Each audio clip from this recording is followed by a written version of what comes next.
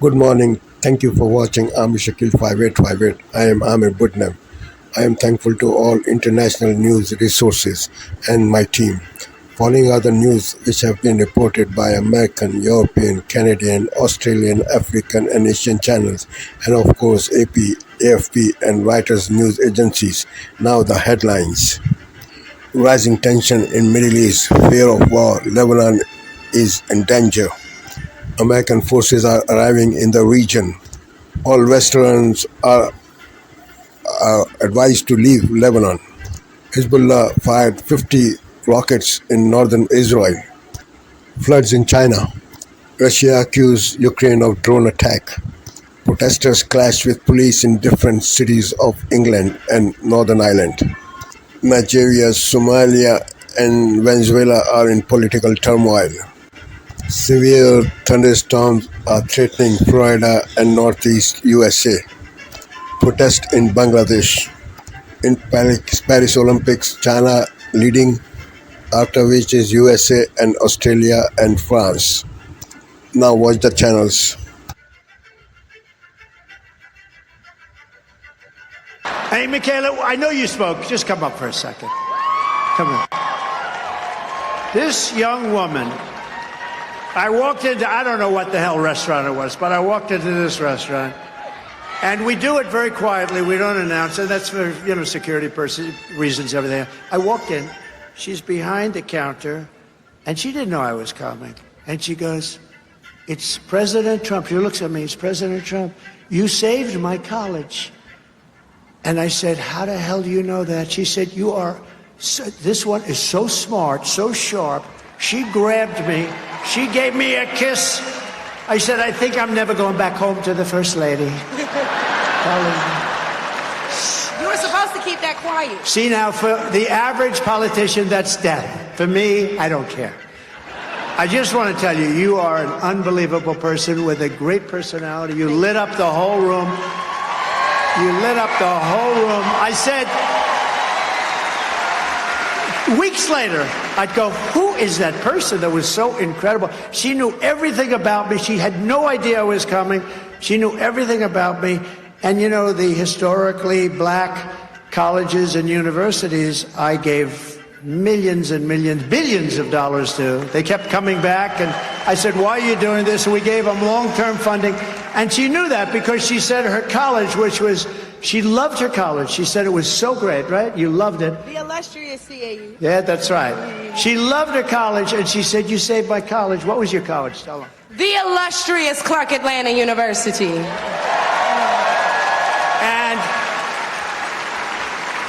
And it was so impressive, and I felt so good because she really did. She really said, I said, "Did you like the college?" She said, "No, I loved that school. I loved that college." And that's what it's all about. But you are an incredible person. I think you have a tremendous future. I really do.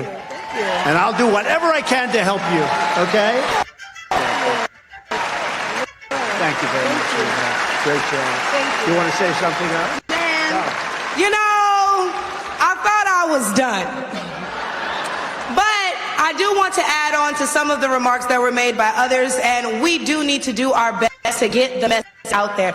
The fight is nothing if all we do is talk about it amongst ourselves. So with that being said, since you said you'd help me, shameless plug, if y'all need anybody to knock doors, make phone calls, sign people out the polls, call me at Conserve the Culture. Because not only do I mobilize the HBCU students who may get this message, but I'm the best person when it comes to black engagement in the black community. And nobody needs this message more than my folks. So do y'all care for real?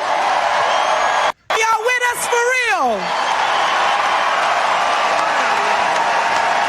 ConserveTheCulture.com for any and all inquiries. Y'all can follow me, baby. Give it back to Big T.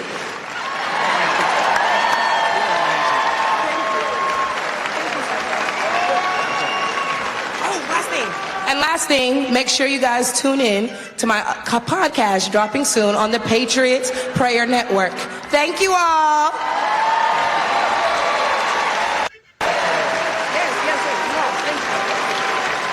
She's great. Thank you. That's a great person, great woman. Thank you very much. Thank you very much. Hey, Sean Hannity here. Hey, click here to subscribe to Fox News YouTube page. Hello, America. I'm Mark Levin, and this is Life, Liberty, and Levin Saturday. Very important program of our friend Cotton. But first, what the National Association of Black Journalists did, particularly the ABC News moderator, so-called, was disgusting. We all watched it. She was baiting Trump. Trump was set up, and she's no reporter. You don't make accusation after accusation after accusation as if you're using the Kamala Harris talking points, or the Democrat Party talking points, and then ask President Trump, when did you stop beating your wife? I mean, it's just appalling. If Joe Biden had been sitting in that chair and he had his wits about him, say 10, 20 years ago, I don't think that organization, I don't think that ABC News moderator would have grilled him on his real racist and segregationist history. I don't think they would have given the list of the racist things that he has said throughout his life. I don't think they would have mentioned his association with the 6 Southern racist segregationists, all of whom filibustered the 1964 Civil Rights Act. They would never have done that to him. Nor do I think if Kamala Harris was sitting there, they would have said to her, this is Joe Biden's record when he first came into the Senate. How could you be his running mate after during the debate you challenged him on his opposition to integrating public schools through busing? And so this is how the media in America work. This is how ABC News work. This is how they all work. That is, a lie becomes the truth and the truth becomes a lie. It's called propaganda. It's called propaganda. Let me give you some examples. Why didn't the ABC News host start a questioning by mentioning the First Step Act under Donald Trump? 90% of those who had their sentences reduced under the First Step Act were black. How come she didn't mention that he supported and instituted an act that shortened mandatory minimum sentences for nonviolent drug crimes? Most of those individuals who were in jail were black. The law allows offenders sentenced under racially motivated mandatory minimums to petition for reevaluation. How come she didn't mention that? President Trump launched the Ready to Work initiative, which helps released prisoners gain meaningful employment. Not all, but a significant, if not majority of our prisoners are minority, and the majority of them are black. How come she didn't mention that President Trump designated 8,760 opportunity zones that are projected to spur $100 billion in private investment in minority communities? How come she didn't mention the Trump administration established a fund to deploy $1 billion in capital funding from minority-owned businesses to the Commerce Department? This is my own research. How come she didn't mention that President Trump's last budget, his 2020 budget, called for $500 million in federal funding for school choice, which Kamala Harris opposes and Biden opposes? And in 2018, he signed legislation increasing school choice funding by $42 million. She didn't mention any of that. How come she didn't mention the Trump administration provided more than $500 million in loans to HBCUs? These are black colleges, historically black colleges, through the capital financing program, made their funding permanent. That was never done. Obama never did any of this. Kamala Harris never supported any of this. Trump worked with these colleges to protect $80 million in Title III carryover funding, and the list goes on and on and on. She didn't mention that because she wasn't there as a news person. She was there as a propagandist. Democracy and Totalitarianism. Politics and the English Language by George Orwell. The Marxist Philosophy of Language, written by a Marxist, How to Change the Language. The Psychology of Totalitarianism. The Origins of Totalitarianism. Why am I talking about this? Because you're living it.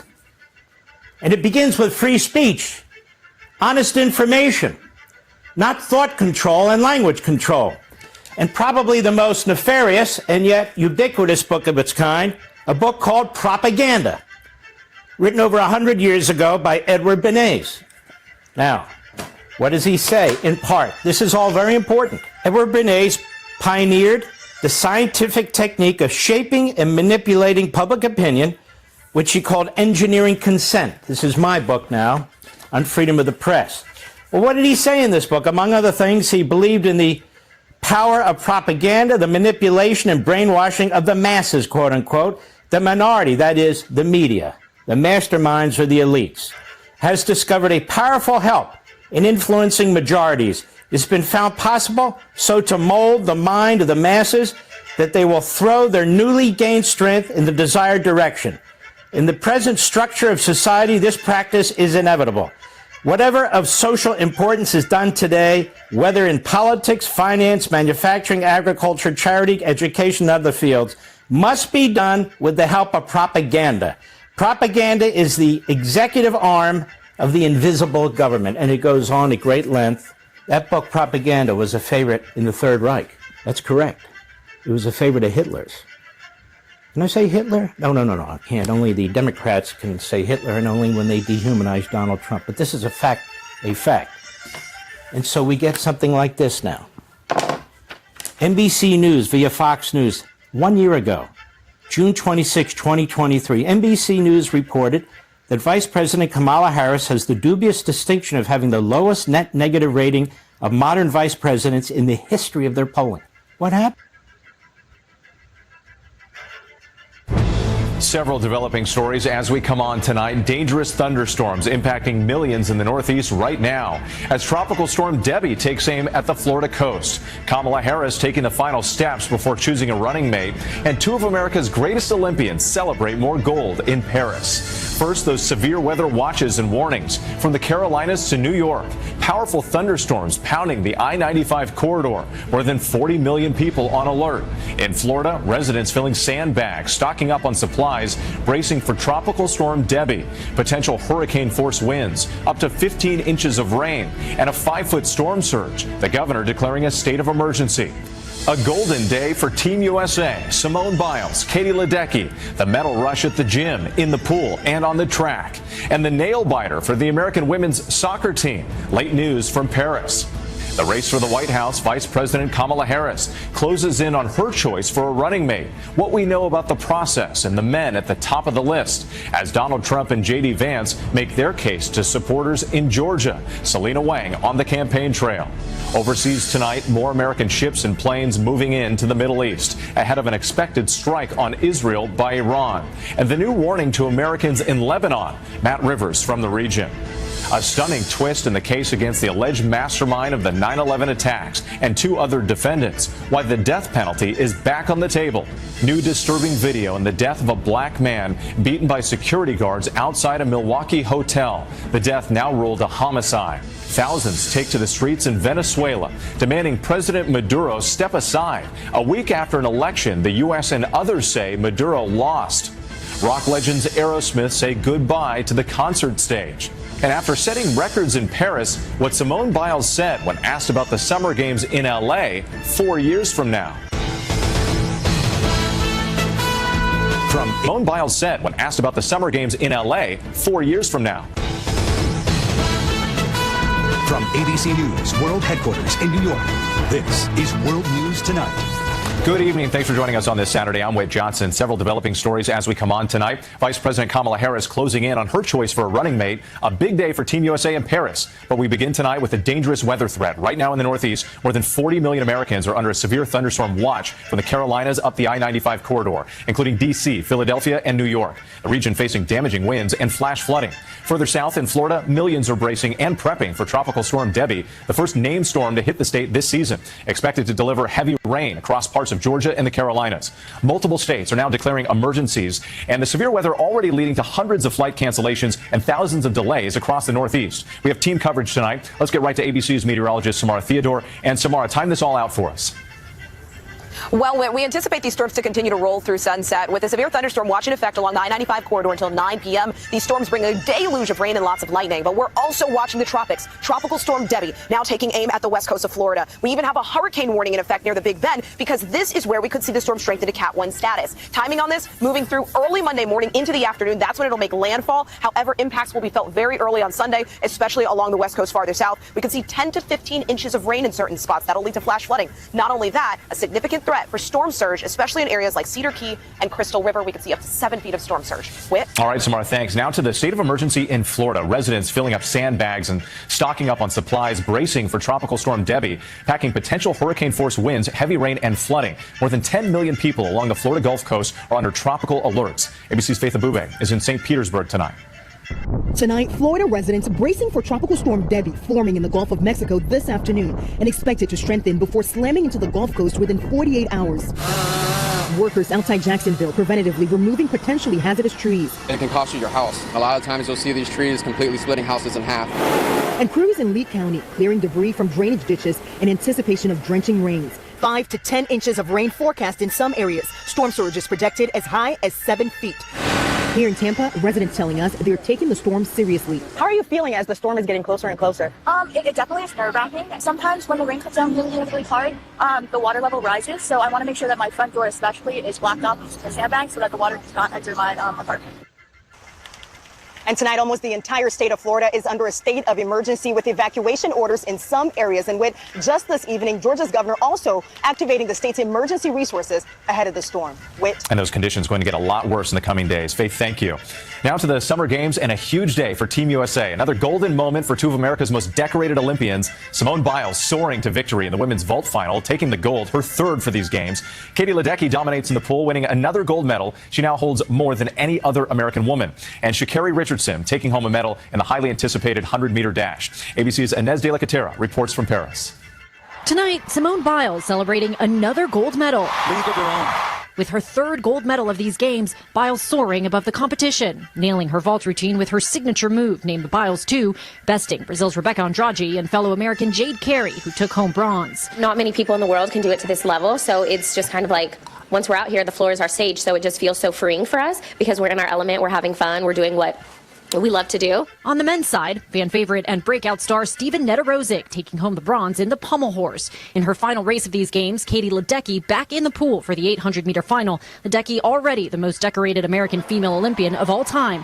Tonight adding to her collection with another gold medal. But in the most anticipated race of the night, Sha'Carri Richardson, dubbed the fastest woman in the world, stunned in her Olympics debut, earning silver. Earlier in the day, another runner poised to bring home some hardware, Noah Lyles making his first appearance, finishing second in the opening heat of the 100-meter dash. And Whit, I was in the room tonight to watch Ledecky compete. The atmosphere was absolutely electric, and she's already indicated she does plan to compete in the LA Olympics. Whit. Okay, we'll see about that, Inez. Thank you so much. We appreciate it. Now to the race for the White House. Former President Donald Trump and his running mate J.D. Vance on the campaign trail in Georgia as Vice President Kamala Harris narrows her search for a running mate. ABC senior White House correspondent Selena Wang in Atlanta tonight. Tonight, former President Donald Trump and his running mate J.D. Vance rallying in Georgia, a battleground state decided by fewer than 12,000 votes in 2020. 94 days from now, we're going to win the great state of Georgia in an epic landslide. And we're going to defeat crazy Kamala. You know, there's about 19 different ways of saying it. She only likes 3. Trump testing attack lines on Kamala Harris as the vice president officially locks up enough votes to become the presumptive Democratic nominee. She's acknowledged to be the worst vice president in the history of our country. She doesn't have a clue. You know, if she doesn't have a teleprompter, she can't even speak. Did you see her the other night? Harris tonight on the cusp of choosing her running mate. Former Attorney General Eric Holder, whose law firm is conducting the high-stakes vetting process, arriving at the Naval Observatory in Washington today. Sources tell me Harris is meeting with some top contenders this weekend, including popular first-term Pennsylvania Governor Josh Shapiro, a former prosecutor. Also under consideration, Arizona Senator and retired astronaut Mark Kelly, the husband of Gabby Giffords, Minnesota Governor Tim Walz, retired school teacher and former congressman, and Kentucky Governor Andy Beshear, a rare Democrat leading a red state. Donald Trump says he's agreed to debate Vice President Harris on Fox News on September 4th, but Trump had already previously agreed to a debate on September 10th hosted by ABC News. The Harris campaign says that Trump is running scared and backing out of that debate. Vice President Harris says she will be there on September 10th, and she hopes that Donald Trump will be there too. Whit. Selena Wang for us in Atlanta. Thank you. Overseas now and growing fears in the Middle East. Iran vowing to retaliate against Israel following the assassination of a Hamas leader in Tehran. The U.S. deploying ships and fighter jets to the region. Let's bring in ABC's Matt Rivers in Tel Aviv. And Matt, there's now a new warning to American citizens. Yeah, that's right. And as we speak, U.S. military hardware moving into this region, cruisers, destroyers, fighter jets, all designed to help defend Israel against what could be a large Iranian missile barrage, similar or even bigger to what we saw Iran do a few months ago here. Iran's retaliation for a Hamas leader's assassination earlier this week, expected any time now, as the U.S. urging Americans here in Israel to stay close by to safe rooms and urging any Americans in nearby Lebanon to either get out now or be prepared to shelter in place for, quote, an extended period of time. Matt Rivers, thank you.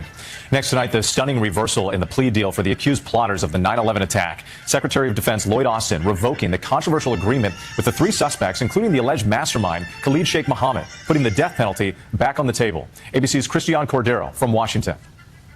Tonight, the death penalty is back on the table for the alleged mastermind of 9/11. Defense Secretary Lloyd Austin revoking a controversial plea deal that allowed Khalid Sheikh Mohammed and 2 accomplices to plead guilty and receive a life sentence instead of the death penalty. Citing his legal authority, Secretary Austin writing in a memo that he's taking over the case, adding, "Responsibility for such a decision should rest with me."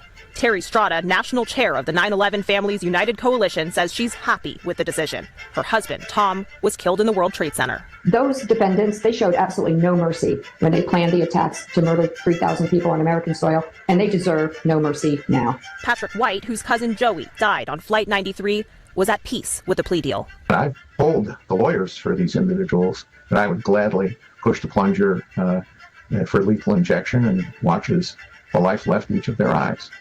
I don't believe that the plea agreements were anything other than the best outcome we were ever likely to achieve.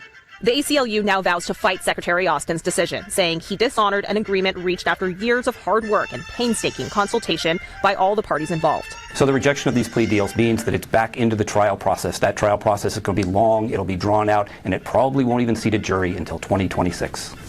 The detainees affected by this decision are 3 of the 5 defendants in this case held in Guantanamo Bay indefinitely. Their case has faced delays repeatedly for years over concerns that evidence gathered through means of torture would not hold up in court.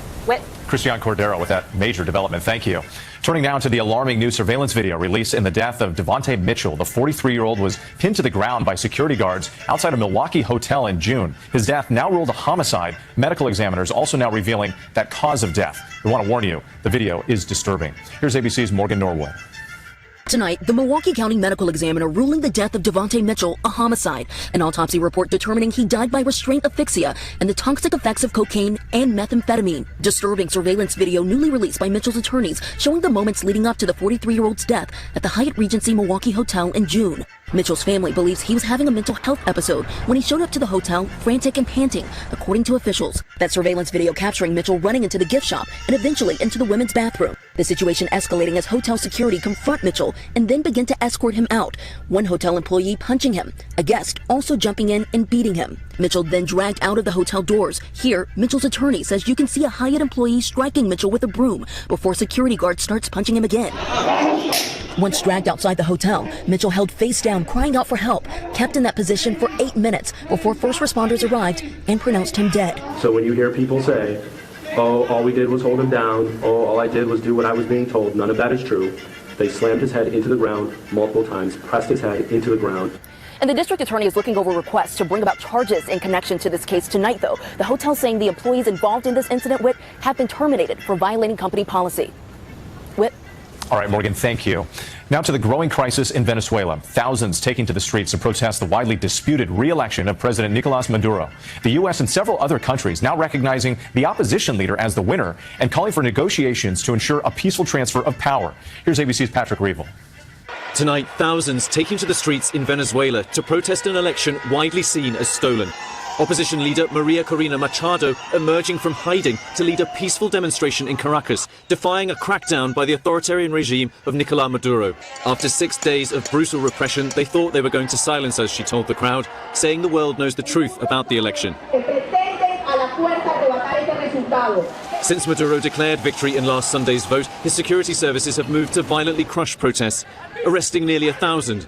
At least 20 people killed, according to Human Rights Watch. Families waiting desperately outside detention centers for news. The United States on Thursday recognized Maduro's opponent, Edmundo Gonzalez, as the election's winner, calling for a peaceful transition. The opposition has published voting tallies they say show Gonzalez's overwhelming victory. Maduro still yet to release detailed results. Brazil, Colombia and Mexico are also urging Maduro to release detailed voting tallies, but Maduro making clear that he will not leave power regardless. Patrick Reevil, our thanks to you. There's still much more ahead on World News Tonight this Saturday. A 1,000-foot ship in distress forces the temporary closure of a major Baltimore area bridge. And why Aerosmith decided to say goodbye to their concert fans. Next tonight, officials in Baltimore temporarily closing the Chesapeake Bay Bridge after a report of a steering problem on a nearby 1,000-foot ship. The incident happened on Thursday. Traffic in both directions stopped as the ship passed safely. It was inspected and allowed to continue on its way to Texas. The incident coming 5 months after a ship struck the nearby Key Bridge, causing it to collapse. Authorities in Central Florida are mourning the death of a deputy killed overnight in a shootout. 2 other deputies were wounded in what authorities say was an ambush. The 3 met with a hail of gunfire when they arrived at a home. 2 people inside were killed, a 3rd wounded. When we come back, the new tribute honoring the late Kobe Bryant and his daughter. To the index now, a dramatic rescue off the Georgia coast. The Coast Guard pulling 4 people, including a pregnant woman, to safety, all clinging to a life raft after their boat sank 20 miles from Tybee Island. A helicopter deploying a rescue swimmer who stayed with the raft and those aboard until a boat arrived. No injuries were reported. A new honor for the late Kobe Bryant and his daughter Gianna open to the public today. The LA Lakers say the statue outside the Crypto.com arena celebrates Kobe Bryant's love for his daughters and his unwavering pride in being a girl dad. He was the father of 4 daughters. Kobe and Gianna died in a helicopter crash back in 2020. The legendary rock band Aerosmith is retiring from touring for good following a vocal injury to star frontman Steven Tyler, the band calling it a heartbreaking decision. And still ahead here, will she be back? Simone Biles hints at what may be in store for the next Summer Games. Finally tonight, more on a thrilling day for Team USA. A nail-biter on the soccer pitch. Trinity Rodman with a stunning goal, top corner. The U.S. women defeating Japan in extra time. The Americans move on to the semis now. In men's basketball, Team USA's LeBron James and Kevin Durant easily beating Puerto Rico 104-83, advancing to the top seed in the quarterfinals. Team USA's Ryan Krauser taking home the shot put gold medal, becoming the first shot put thrower to win 3 consecutive golds. As for Simone Biles, after winning that gold for her vault routine today, this is what she had to say about the Summer Games in LA 4 years from now. Is this the last time we're going to see you vaulting in competition? Is this my last? Definitely the Yurchenko double pike. I mean, I kind of nailed that one. So, never say never. The home games is the next Olympics is at home. So you just never know. But I am getting really old. Never too old, and we'll take that as a maybe. Thank you so much for watching tonight. I'm Whit Johnson in New York. I hope to see you on.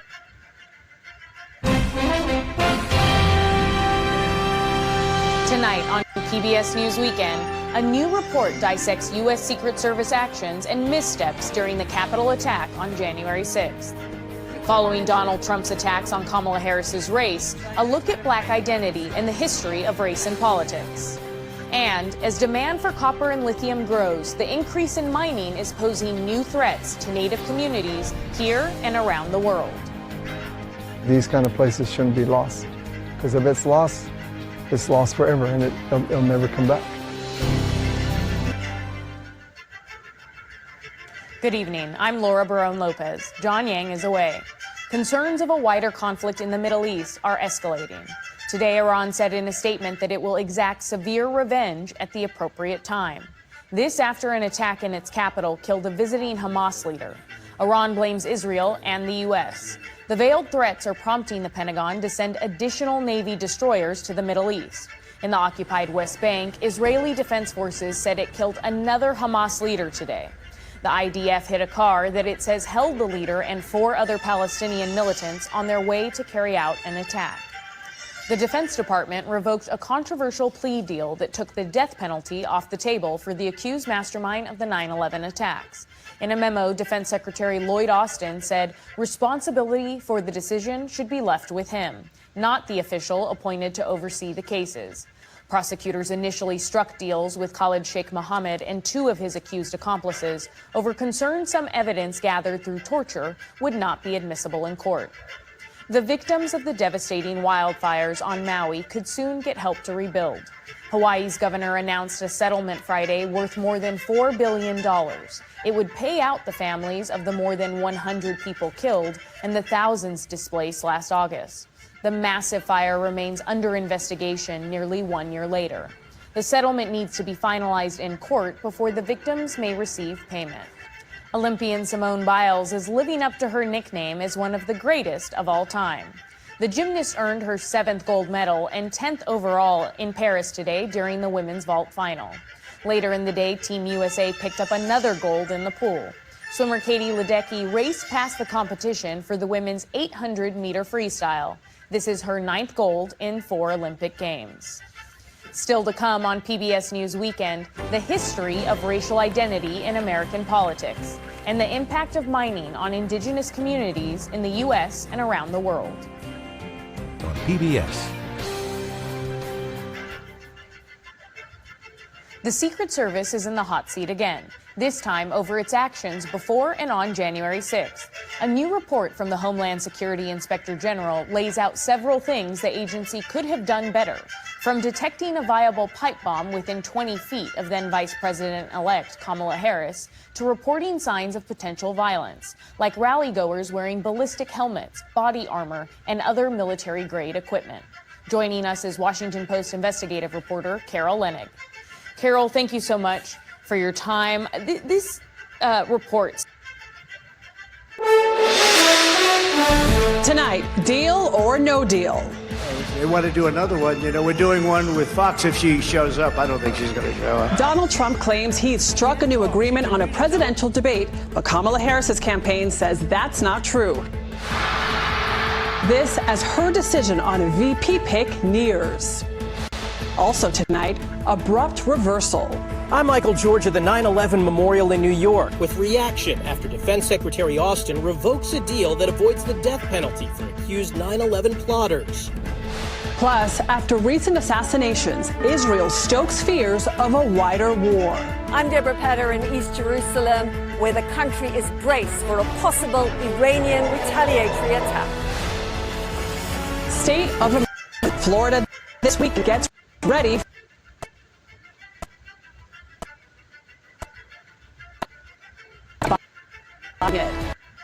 This team is helping visually impaired and blind students experience the game. Exciting. This is the CB.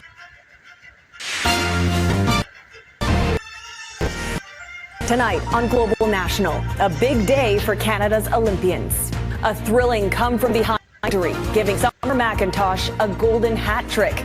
And the women's rowing team powers their way to silver. I was in shock and awe that I got to be on the podium again and live this with my family. Preparing for the worst as a landslide blocks the Chilcotin River in British Columbia. We're anticipating a flood sooner or later. The concerns for where and how fast that water will flow. Plus, rising regional tensions in the Middle East. Israeli airstrikes hit a school sheltering displaced Palestinians in Gaza as Iran vows retaliation for slain Hamas and Hezbollah leaders. From the sky to the sea. Concept would allow us to identify and track space to protect powerful creatures in our waters. Global National.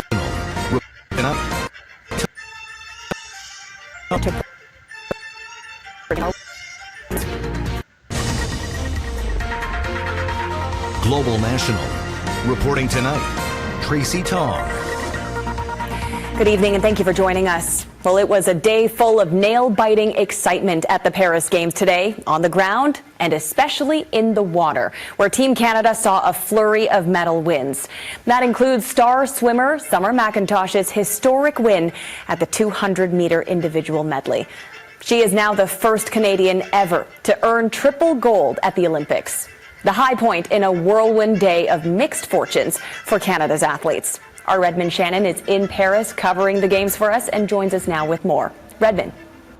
Tracy, it really was a roller coaster day for the Canadian athletes and fans. It started so well in rowing, but in track and field there was a huge shock for one of Canada's biggest stars.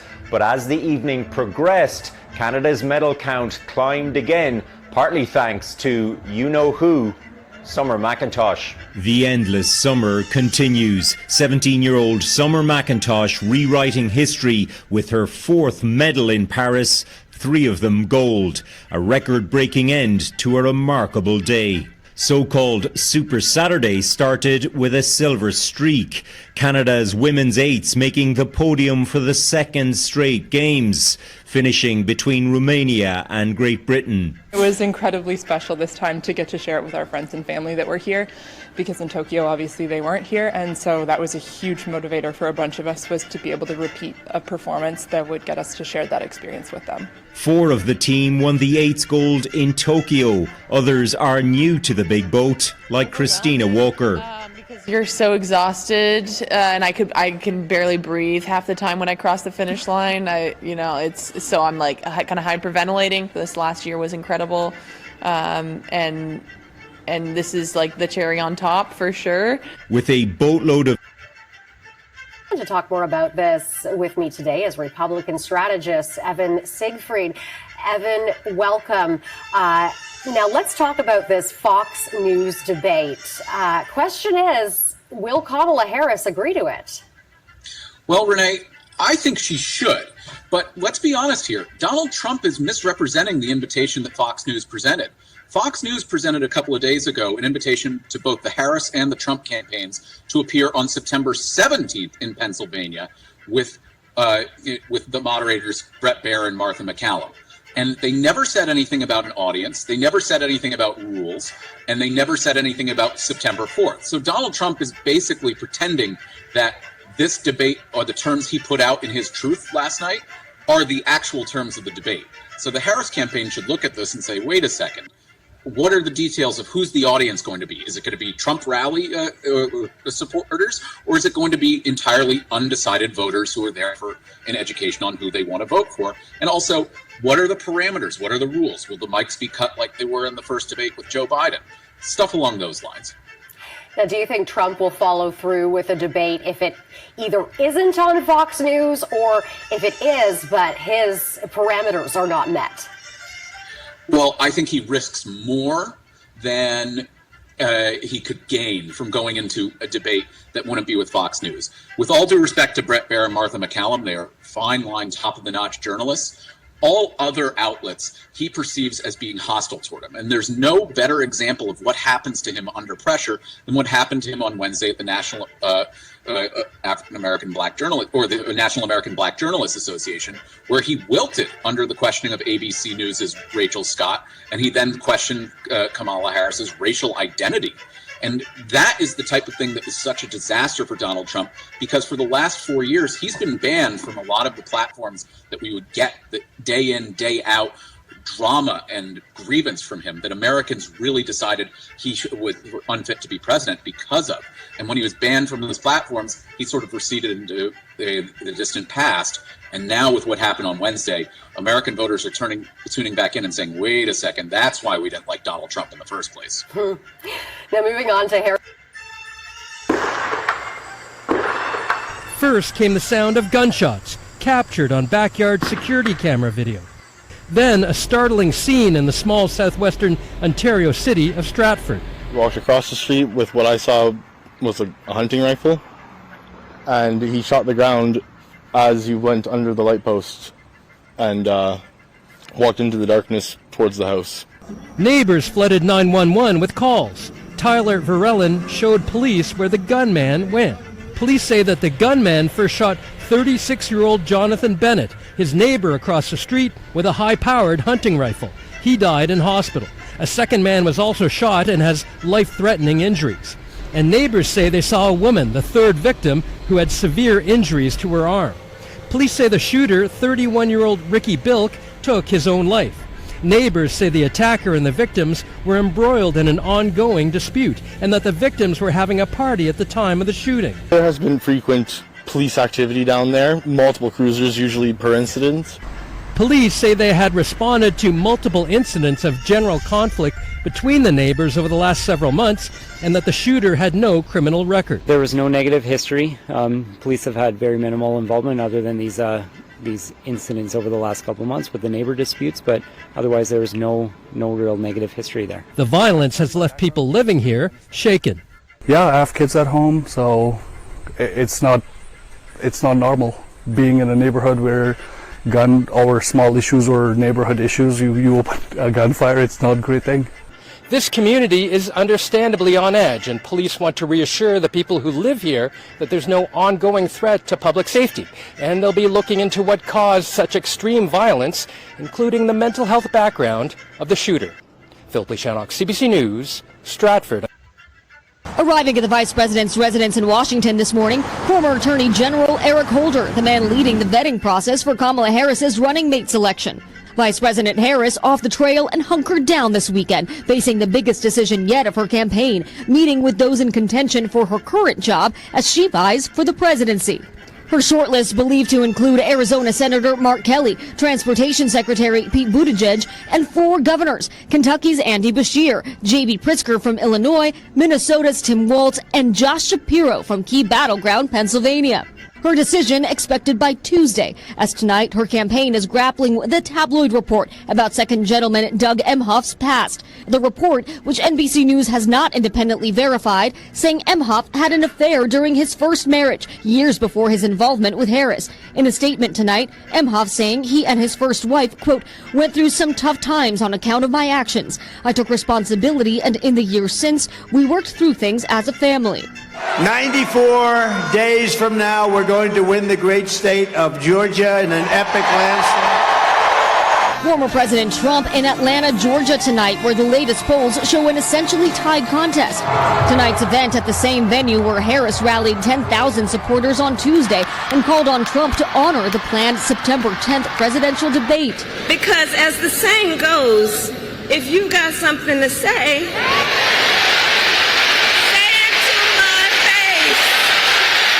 but Trump now wants to change the date and the network, challenging Harris to debate him in Pennsylvania on September 4th, with Fox News serving as the debate host. And Vice President Harris responded on social media saying she'll be there at the previously agreed upon date of September 10th, and that she hopes she'll see former President Trump there. Lester? Thanks for watching. Stay updated. Is not automatic. It must be earned and cultivated. Thank you for your trust. Liberté, égalité, égalité. Hello and welcome to Daybreak on France 24. Here are this morning's main news headlines. The Iran-backed militant group has been exchanging near daily cross-border fire with Israeli forces since the start of the war in Gaza. As tensions soar, Hezbollah says it's launched dozens of rockets towards northern Israel.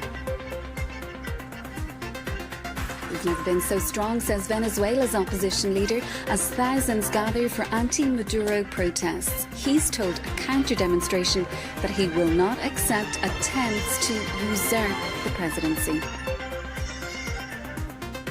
And fan favourite Teddy Riner wins a 12th gold medal for Olympic hosts France, while Ukraine takes its first gold of the Games with an emotional victory for the war-torn country's most decorated Olympian, Olga Harlan.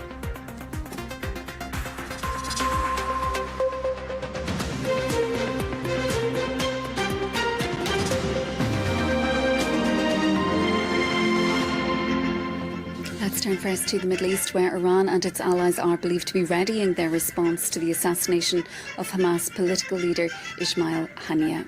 Tehran-backed militant group and Hamas ally Hezbollah has launched dozens of rockets towards northern Israel.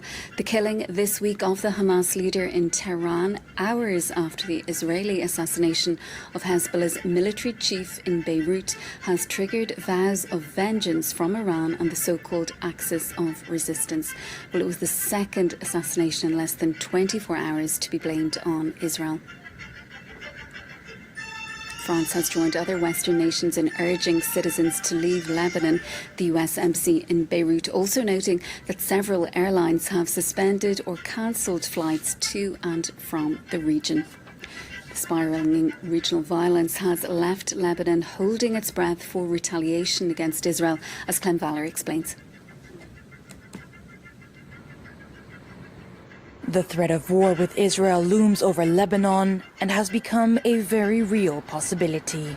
Since last week, the Middle East. Meanwhile, both the US and the UK governments have called on all their citizens living in Lebanon to leave immediately.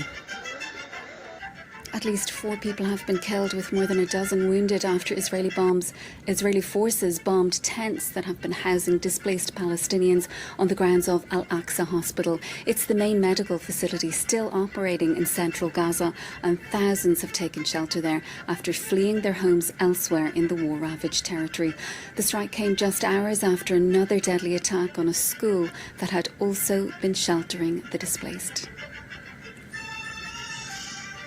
Let's move on to other world news. He's warning that he will not accept opposition attempts to usurp the presidency.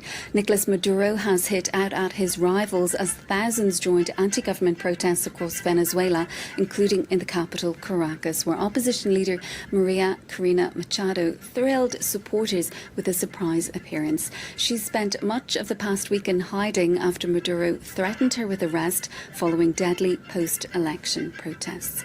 Clem Veller has more. On Saturday, fascism.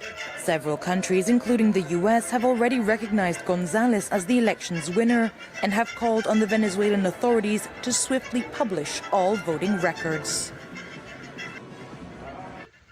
Police in Nigeria say more than 600 people have been detained at anti-government protests there over the past 2 days.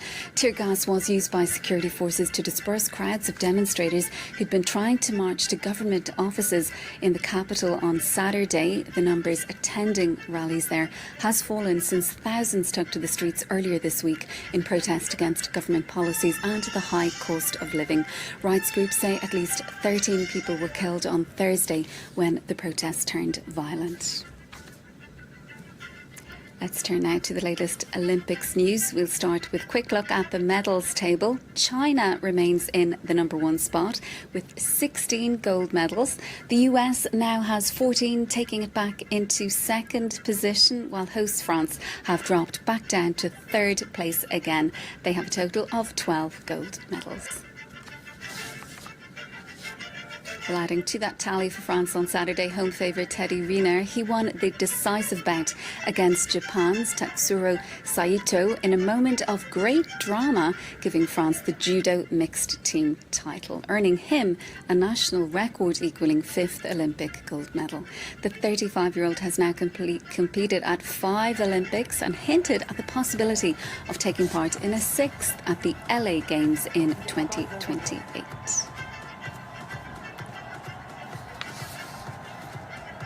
With a roundup of all the day's action, here's our sports reporter Selena Sykes.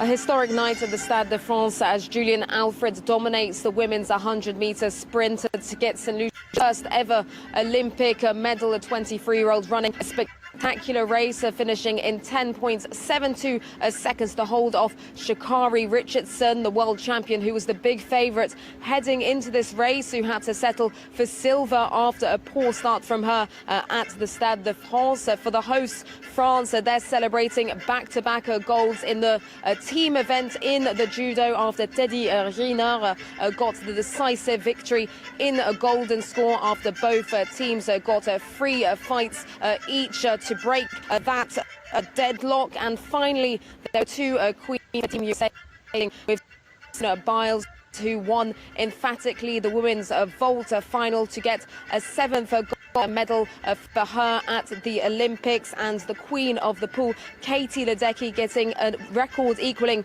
a 9th gold medal for her after coming out her women's 800-metre freestyle. Selena Sykes reporting. Finally, for now, a year after being disqualified at the World Championships for refusing to shake the hand of a Russian fencer, Ukraine's most decorated Olympian is set to leave Paris with 2 medals. Olga Harlan has secured her war-torn nation's first gold medal of the 2024 Games. She ripped off her fencing mask and sank to her knees after beating her South Korean opponent. Ukraine had 2 medals in Paris before Saturday's final, a silver in shooting and the bronze that Harlan won last Monday. Well, that is it from us for now. Stay with us though for more world news on France 24.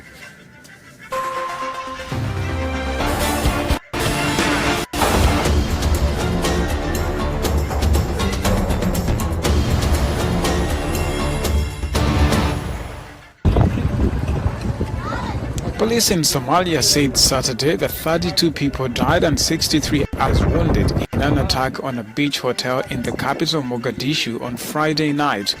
Al-Shabaab said through its radio that its fighters carried out the attack. It involved a suicide bomber who set off a vest and shooting. An eyewitness recounted the ugly scenes.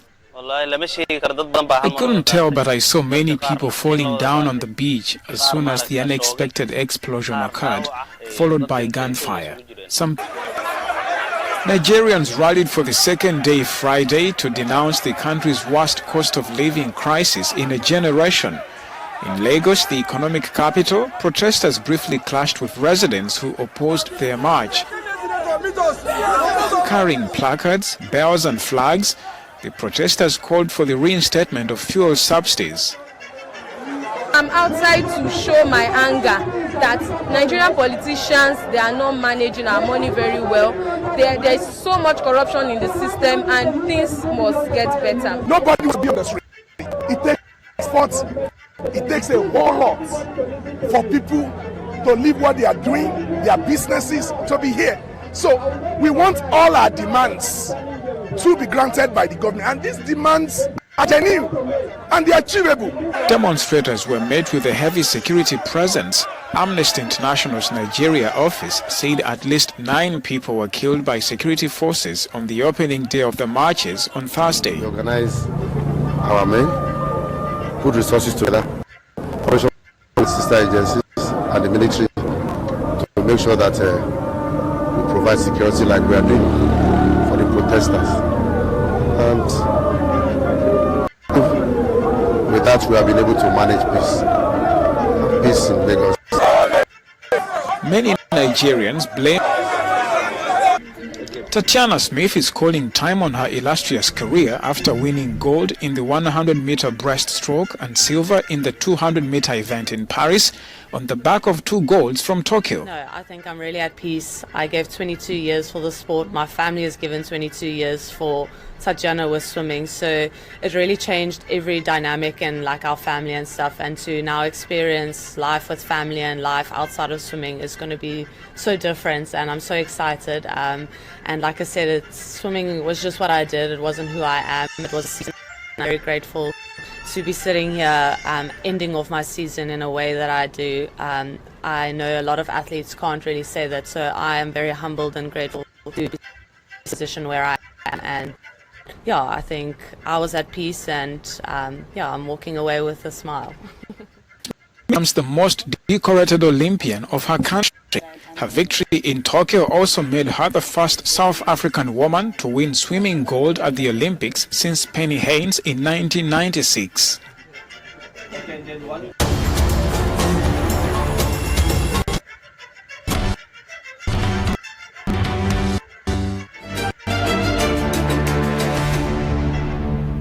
Headline news this hour. Western governments race to pull their citizens out of Lebanon amid fears of a rapidly deteriorating situation in the Middle East. The U.S. telling Americans to take any ticket available as airlines begin cancelling flights in and out of Beirut. Diplomatic efforts to defuse tensions are shadowed by back-to-back strikes by Israel. At least 15 Palestinians left dead in a Gaza school just after twin air strikes in the West Bank killed a local Hamas commander. And from floods to fiery heat, parts of China battling extreme weather. Heavy deluge is sweeping the south as an intense heat wave touches the east. And that's the latest from the CNN newsroom.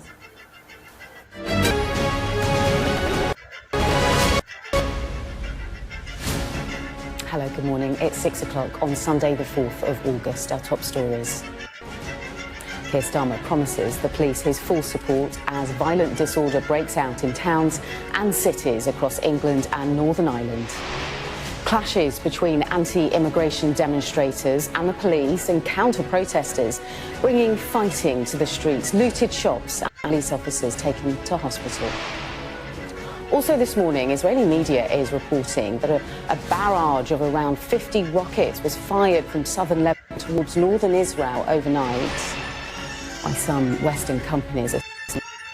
economic sanctions.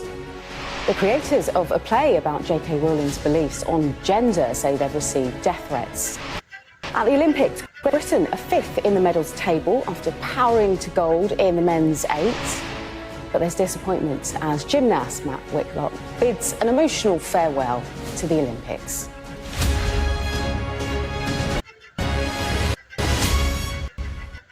Top story this morning, Sir Keir Starmer has promised the police his full support after towns and cities in England and Northern Ireland were hit by violent clashes which lasted overnight.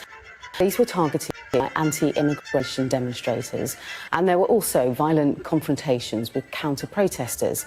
There have been arrests across the country and police officers injured. Triggered by the attack in Southport Monday.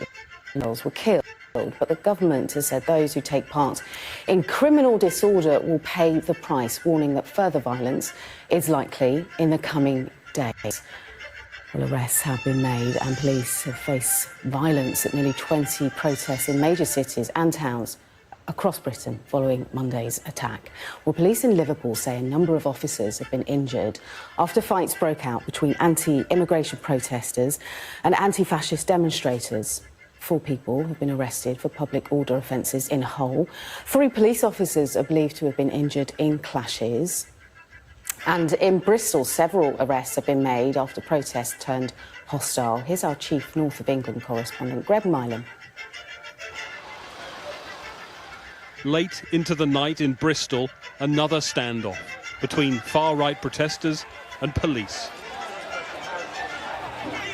After a day of violence and disorder, scenes that are now happening in towns and cities across the country.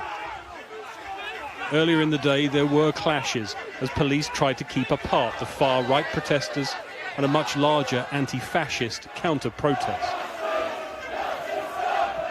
It felt unpredictable, confrontational and tense. As in so many places in the last few days, the police right in the middle of the disorder.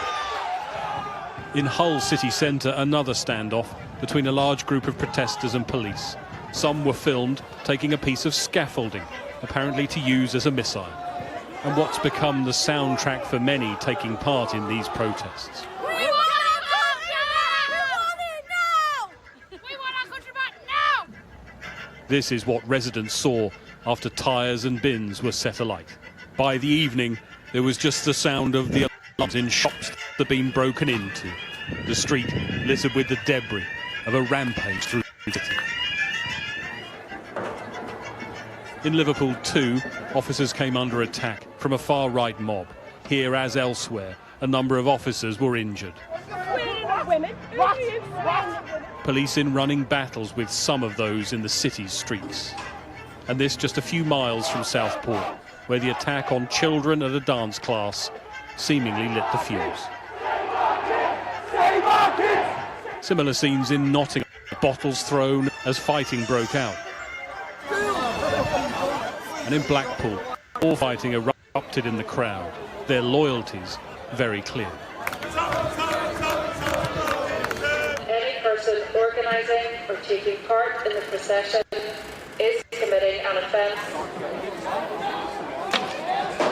In Belfast too, a hotel housing migrants was the target, leading to clashes with police. More than 2,000 protests took place across the country.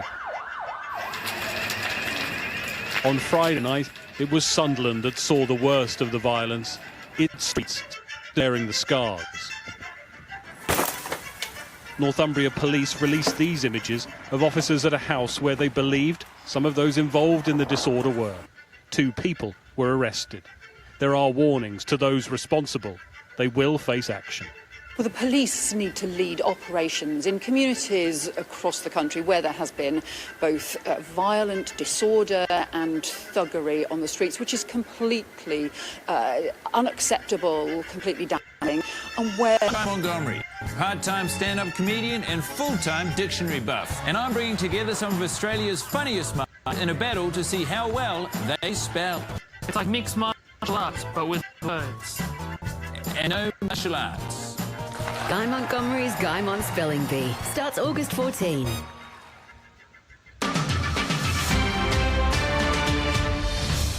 Hello, I'm Lorna Dudley with top stories on BBC News. A man in his 60s has become the second person to die in Melbourne's Legionnaire's disease outbreak, as the number of cases grows to 77. Earlier in the week, a woman in her 90s also died.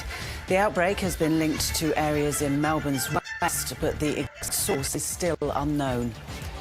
UK Prime Minister Keir Starmer has condemned violence that's broken out following the deaths of 3 children in a mass stabbing. Riots have been spreading across a number of towns and cities after false rumours circulated that the supported attack was a radical Muslim migrant. The Prime Minister has rejected suggestions he's redefining his commitment to a Makarrata Commission. First Nations leaders are calling on him to commit to the remainder of the Uluru Statement as promised. The commission would enable treaty and truth-telling between governments and First Nations people. And in the Paris Olympics, tennis duo Matt Ebden and John Peers have claimed gold in the men's doubles, the first time Australia's won a gold medal in tennis since 1996. Australia sits 4th on the Olympic medal table with 12 gold, 8 silver and 7 bronze. And those are the latest stories from ABC News.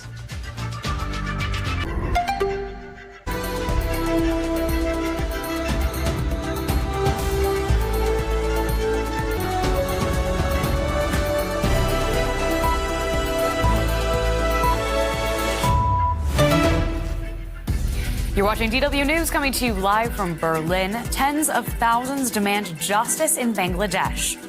Students are demanding the Prime Minister step down and calling for civil disobedience after a deadly police crackdown on protesters.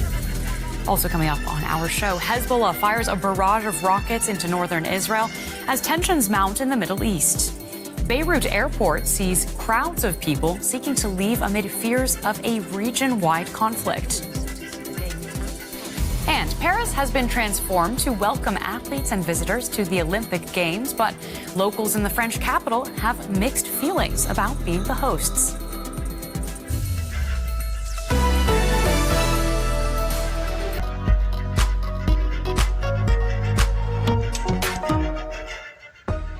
The Israeli military says it's killed 9 militants in 2 separate attacks in the occupied West Bank. EU Foreign Policy Chief Josep Borrell has met with the President of Kyrgyzstan to discuss strengthening their partnership. Israel says it has killed 9 militants in 2 separate strikes near the city of Tulkarem in the occupied West Bank. The Israeli army said it struck a vehicle carrying 4 Hamas militants and a military commander earlier on Saturday, killing all 5 people who it claims were on their way to carry out an attack.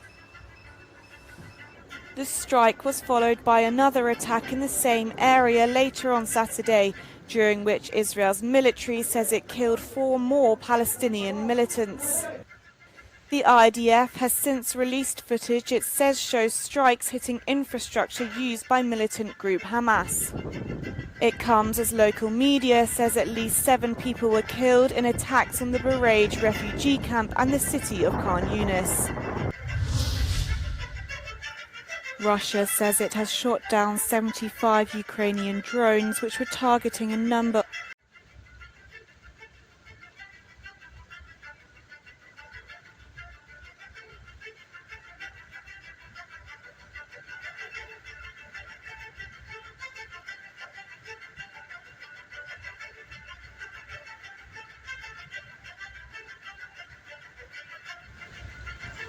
Thank you for watching and privilege of your time.